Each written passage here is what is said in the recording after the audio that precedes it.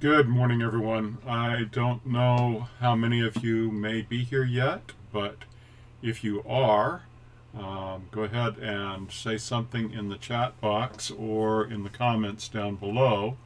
I am going to take a moment and make sure that I share this link with others who might want to find us. I have been on Facebook a bit this morning working on scheduling posts, trying to make sure that I have the content up on Clarksburg that I wanted for the week, including morning prayer, evening prayer, something to think about at noon, something inspirational in the morning, maybe something else in the afternoon.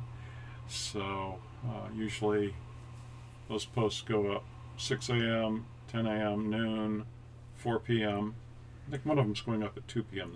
this week, but anyway, and then 8 p.m. So that's the schedule for our posts on the Clarksburg page.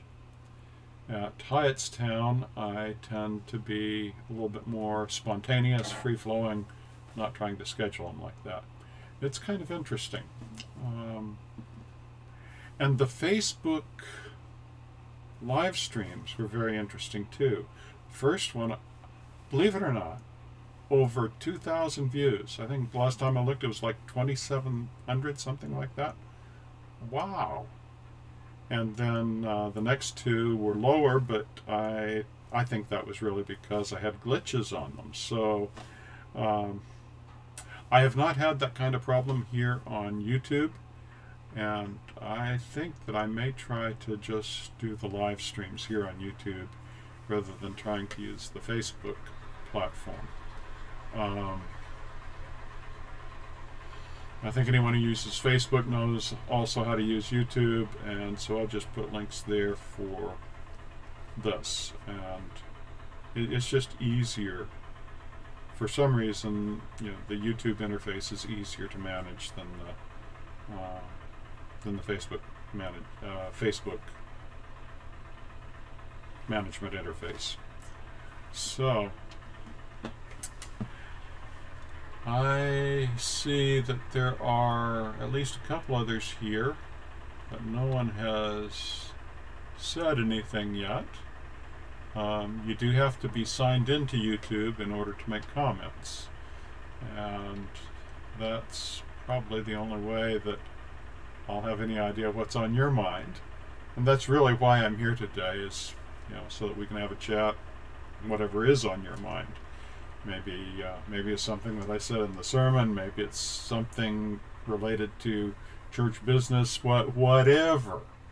I would just caution everyone in making comments. This is a public forum, and so we want to be careful about privacy concerns. So if there's something that's sensitive in that way, it'd probably be better to send me a text or email. And it just occurred to me that my phone ringer is on.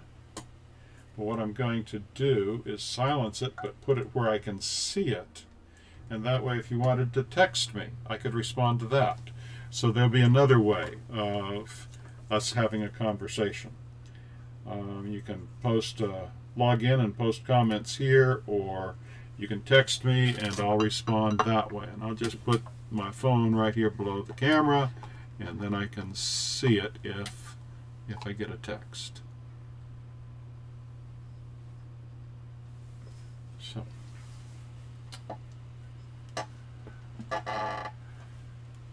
So how are you doing? I made a small post this morning about my trip out yesterday. I delivered some water to the church for someone who has difficulty with clean water where they are, and left it where they would be able to find it.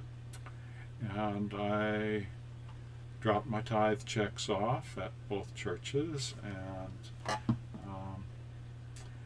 let's see. Anyway, those were essential business, and then came home. But anyway, while I was out, I saw flowers, hyacinth and tulips, and of course, some trees heavy with blossoms, and I saw a hawk flying. It might have been a falcon, I don't know.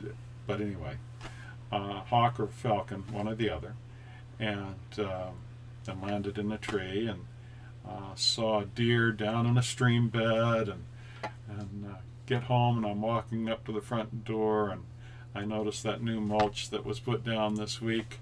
One of God's creatures there in our front yard has been doing spring cleaning, clearing his front doorstep so he can get back into his home. So anyway, it was a good day, a good trip, fresh air, and social distancing wasn't a problem. The closest anyone got was the guy that was tailgating me part of the way home. So kind of crazy what people do. The roads were very, very few cars, but there were a few really crazy drivers. Some driving excessive speed. The guy that was tailgating me, somebody else just blew through an intersection ignoring the stop sign. It's crazy. Be careful out there. Still trying to experiment here with the camera placement and the lighting placement, and I'm noticing this morning that I have this shadow right here, and sometimes one shows up behind me back there. Not there right now. I hope that you're able to hear me all right, and so let me know what you're noticing here about the stream. Is the sound okay? Is any suggestions about how to improve it?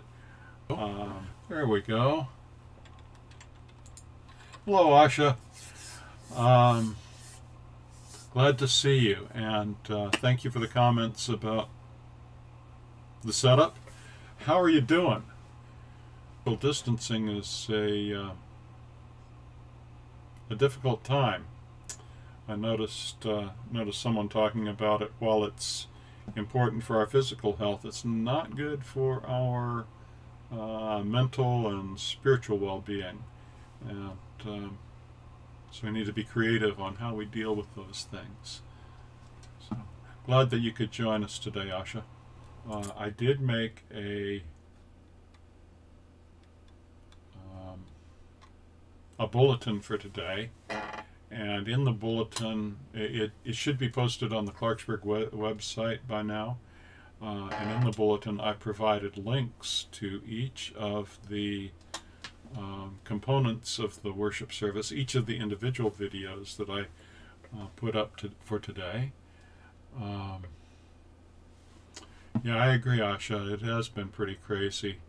I saw in the news last evening about National Guard trying to turn back people that were trying to escape New York City. Almost reminds you of one of those old horror movies, Escape from New York. And then I saw from a friend that Jackson Hole, Wyoming is looking at a quarantine, nobody in or out. So I think right now they're waiting for the state to decide what the state wants to do, but they are seriously considering quarantining their town. So given what I am hearing through the medical sources that I have access to, I'm thinking that these extreme measures are going to be quite essential, and in fact we may be late implementing them. Anyways, I started to say something about the bulletin. The bulletin has links to each of those video components that I uploaded this week, and on the bulletin cover I used a verse from Lamentations. The full verse is, "The steadfast love of the Lord never ceases. God's tender mercies never come to an end. They're new every morning. New every morning. Great is thy faithfulness, O Lord."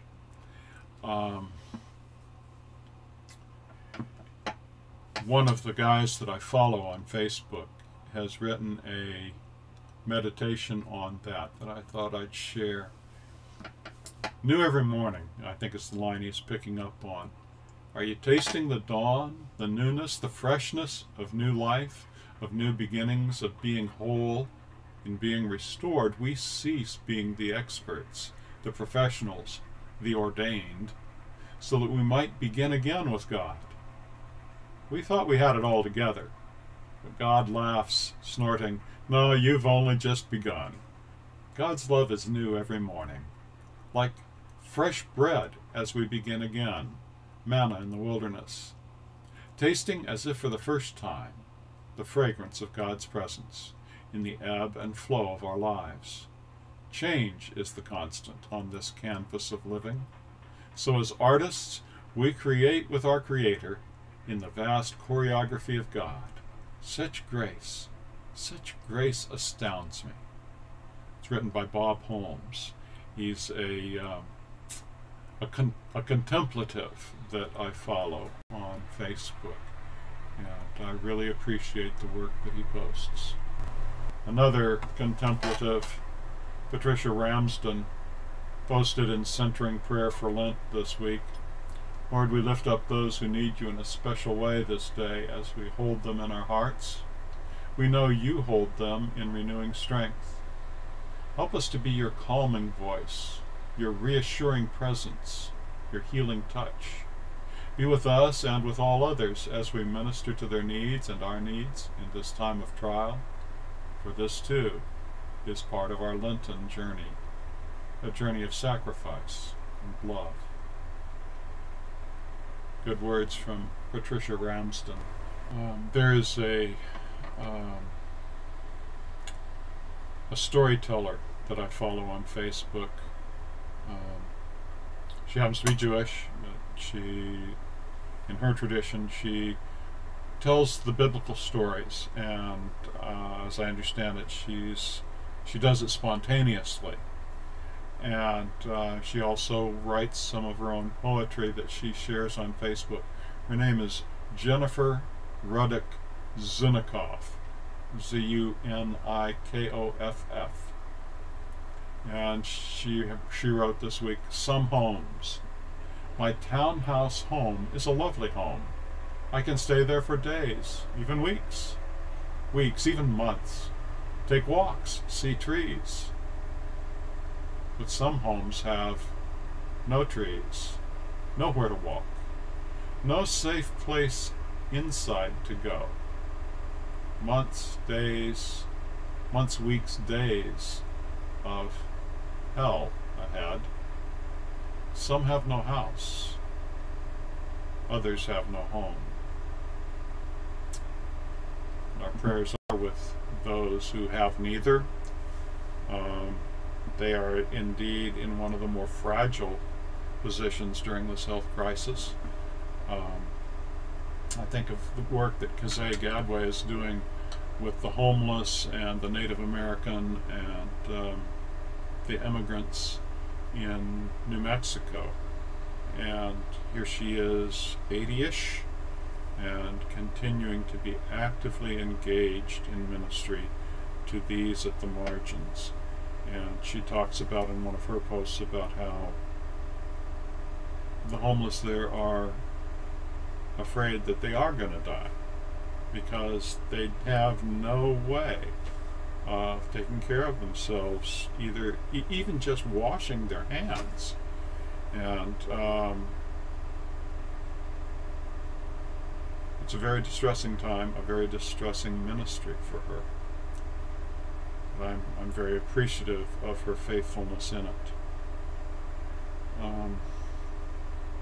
Also appreciative of the creativity of some guys and gals that are trying to address this. I noticed that one had figured out how to make a portable hand washing station and have them manufactured inexpensively so that he could take them and place them in places for the homeless.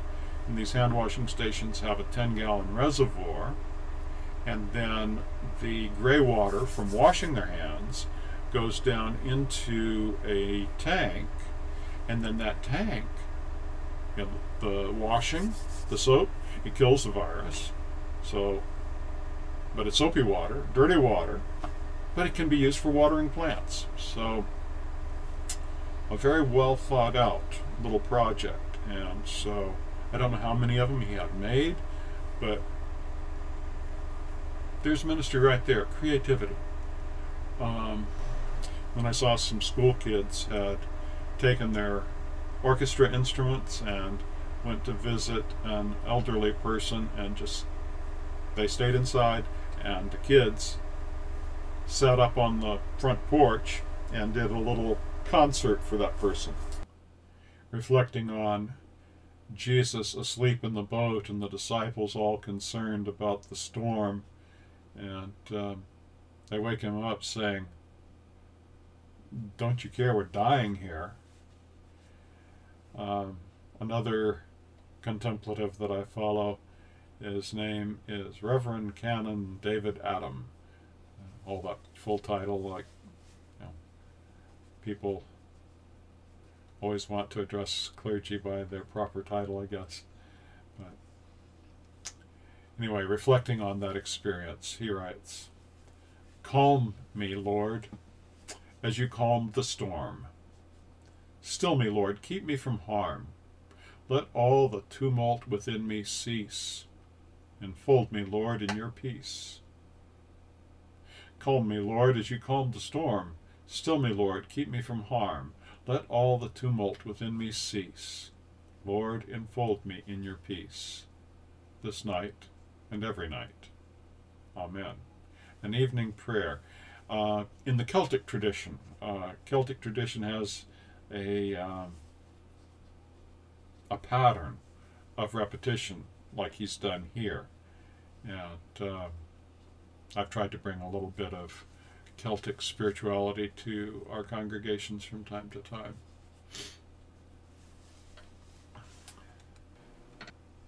During this time, we are worried about what we might catch, worried about being carriers, and another clergy person that I like to follow has written, "We're all worried about catching or passing on the virus. What else are we carrying? What else might we be passing on?"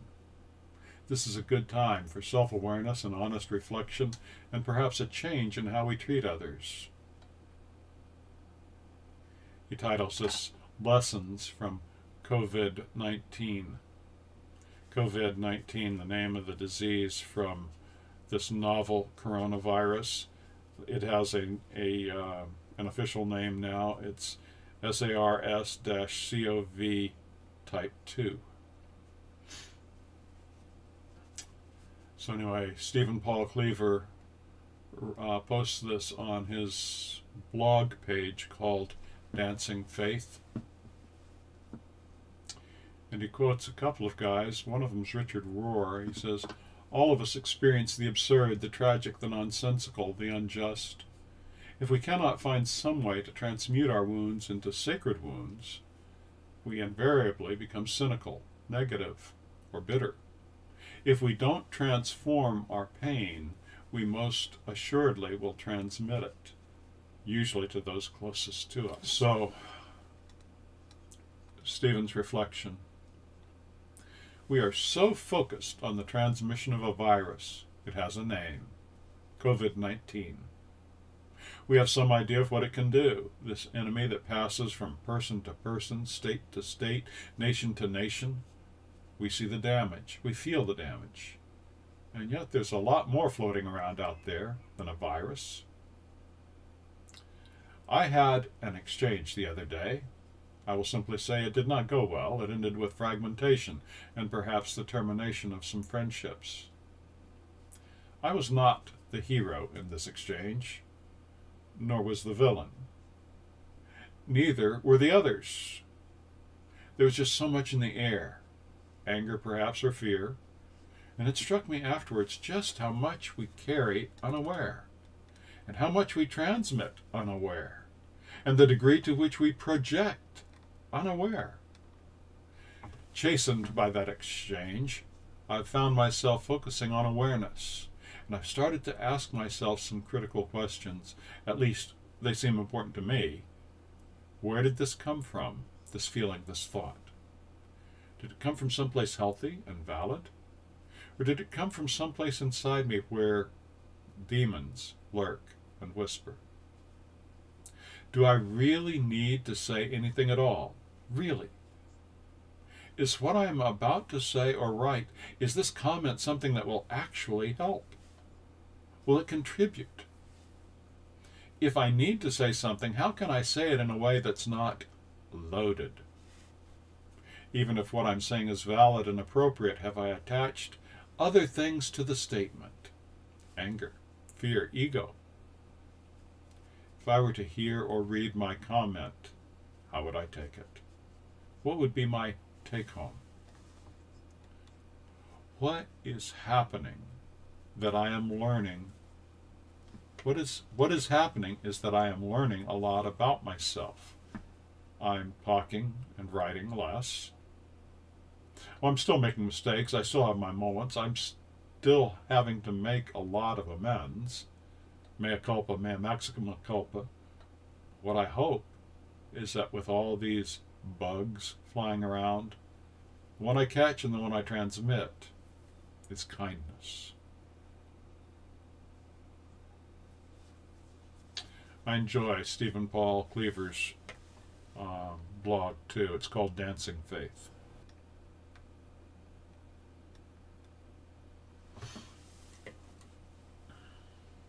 I don't know if you've heard yet, Asha and whoever else might be watching.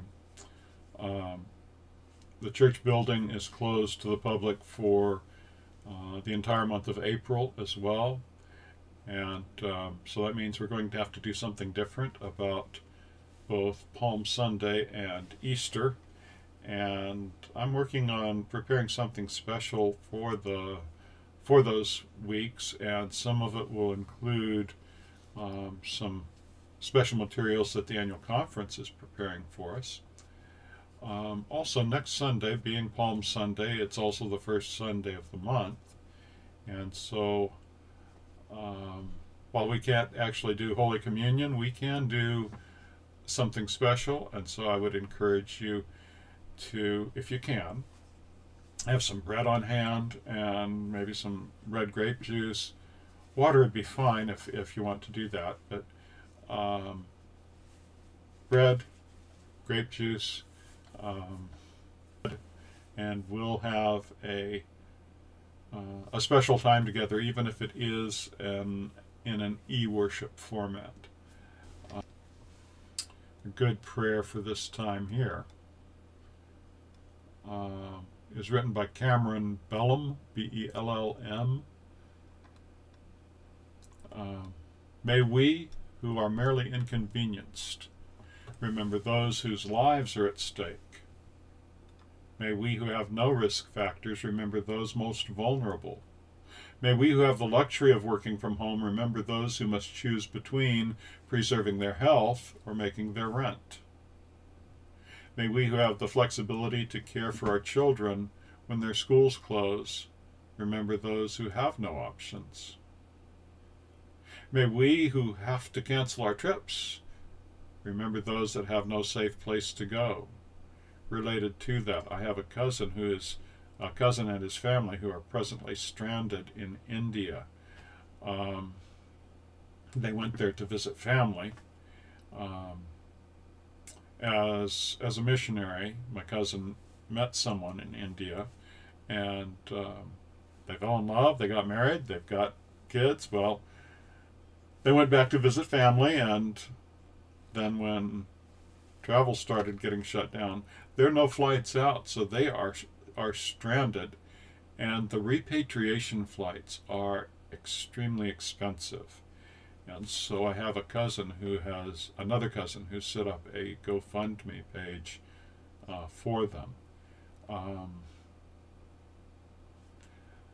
Sometimes it's more than just not having a safe place to go, like the homeless, but having someplace to go and no way to get there.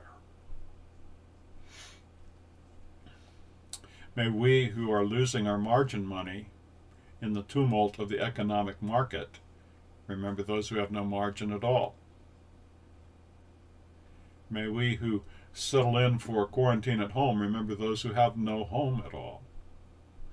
As fear grips our country, let us choose love. During this time when we cannot physically wrap our arms around each other, let us yet find ways to be the loving embrace of God to our neighbors. Amen.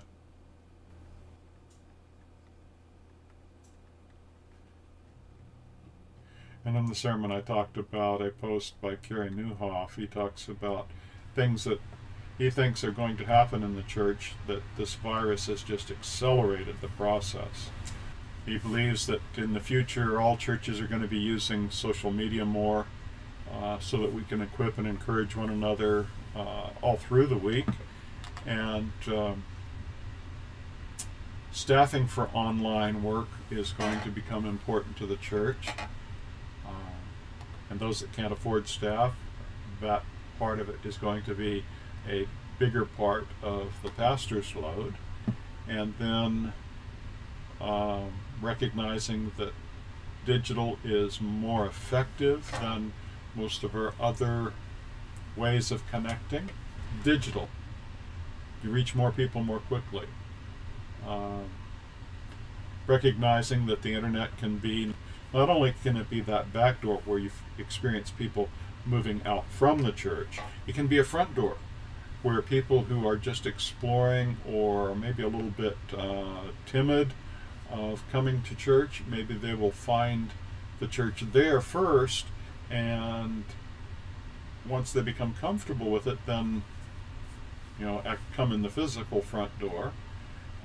It can also be a side door where, as we go out into the world during the week, maybe we're away for a week, like on a vacation or a business trip or something, and yet we still can stay connected.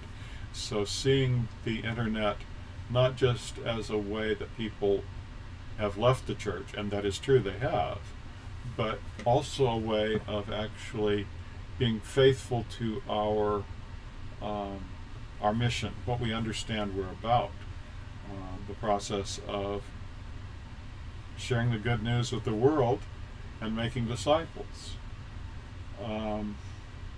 He also talks about digital giving, being able to make your tithes and offerings through digital means, online banking. Most of my bill paying now is through online banking, and I just schedule it and it's done. I don't have to worry about it. There have been a couple of times I've gotten burned. I did something wrong in the scheduling, and then it ended up being late. But when you do it right, it's very effective, works very well, and that's mostly how I do things. I very seldom carry cash, and sometimes I have to go hunting to find where I left my checkbook last. So if others are anything like me, and here I am, a geezer, if others are anything like me, then we really ought to be looking at making other ways possible for people to give, because Christians really are, or should be, the most generous people in the world and most ready to help others in time of need. So, some trends that Kerry Newell sees, and